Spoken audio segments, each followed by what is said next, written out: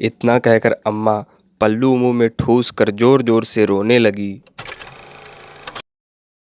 Hello hi, मैं unknown poet हाजिर हूँ लेकर फिर एक नई कहानी। हमारी आज की कहानी का नाम है सोशल मीडिया की कृपा, एपिसोड 2। जिस किसी ने भी एपिसोड 1 नहीं सुना है वह पहले एपिसोड 1 सुने, तभी उसे पूरी कहानी समझ आएगी। उनके कदम रखते ही मीडिया ने सारा फोकस जमाया। यही है वो जल्लाद बेटा जिसकी वजह से उसकी माँ अब जीना नहीं चाहती है। नवजीवन वृद्धाश्रम वाले उन्हें फटकारते हुए कहने लगे, एक माँ पूरी ज़िंदगी अपने बच्चे को पालती है, पर तुम ऐसे बच्चे से तो इंसान बे औलाद ही मर जाए। श्यामलाल जी ने नम्रतापूर्वक हाथ जोड़ लिया। मैं अभी अम्मा को लेकर आता हूँ। अम्मा बाहर आओ, ये लोग तुम्हें लेने आए हैं। अम्मा सिर पर आंचल संभाले हुए बाहर चली आई। मुझे लेने कौन आया है? अम्मा बाहर आकर भीड़ को देखने लगी। माताजी, आपको किसी से डरने की कोई ज़रूरत नहीं है। आप खुलकर अपने बेटे बहू की करतूत बताइए। बेटे बहू की करतूत? अब इन्होंने क्या कर दिया? ये दोनों आपको तंग करते हैं, ये तुमसे किसने कह दिया? आप खुद ही कह रही थी कि मुझे गंगा घाट पर ले जाकर फेंक दे। तेरी बहुरिया 2 वक्त की रोटी देने में बहुत नखरे दिखाती है। देखिए इस परेशान माँ को, जिन्हें 2 रोटी के लिए तरसना पड़ रहा है। जिस ज़मीन पर माँ के कदम पड़ते हैं उस ज़मीन को चूम लेना चाहिए। यहाँ तो उनकी औलाद ही उनके पैरों तले ज़मीन खींच लेना चाहती है। अम्मा असमंजस में खड़ी रिपोर्टर का मुंह देख रही थी।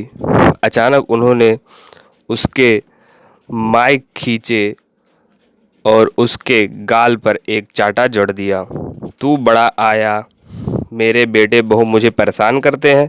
मैं हट्टी कट्टी तेरे सामने खड़ी हूँ, उनकी ये औकात कि वो मुझे परेशान करें। मीडिया वाला अपना गला सहलाने लगा। अम्मा ने चिल्लाकर उसकी 7 पुश्तें गिना दी।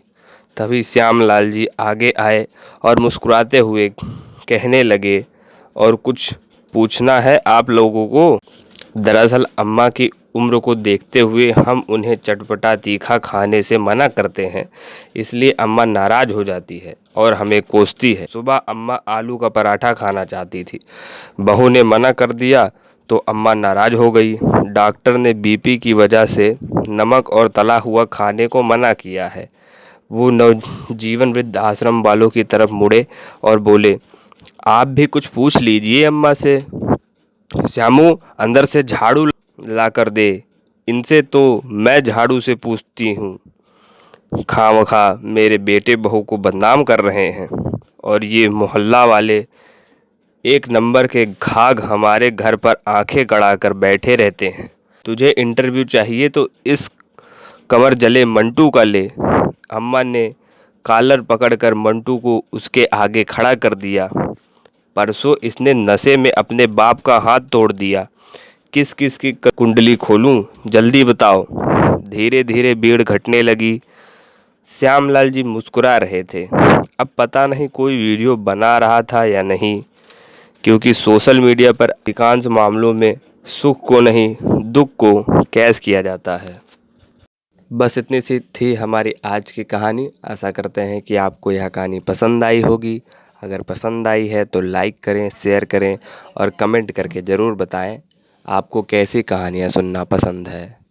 ऐसे ढेरों कहानियाँ सुनने के लिए चैनल को सब्सक्राइब करें।